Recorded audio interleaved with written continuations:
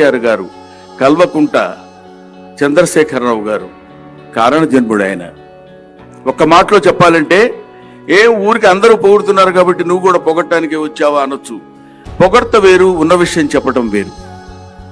ఉన్న విషయం అంటే 9 మంది సంతానం తర్వాత చంద్రశేఖరరావు గారు ఎందుకు పుట్టారు అంటే, ఇదిగో ఇందుకు ఇంతటి అద్భుతమైనటువంటి కార్యక్రమాన్ని నిర్వహించడానికి పుట్టారేమో.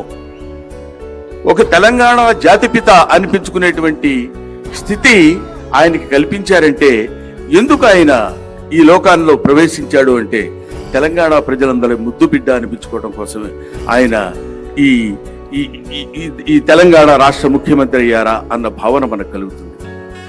తెలుగు భాష మీద అభిమానం ఆయనకు ఉండొచ్చు, కాదని ఎవ్వరం మనం. కానీ అభిమానం ఉన్న ప్రతివాడు అభిమానాన్ని చూపించేటువంటి వినయ సంపద ఆయన దగ్గర ఉండటం, తమ్ముడు తనికెళ్ల భరణి అన్నట్టు సరస్వతికి సంస్కారం తలంచి నమస్కరించింది అని.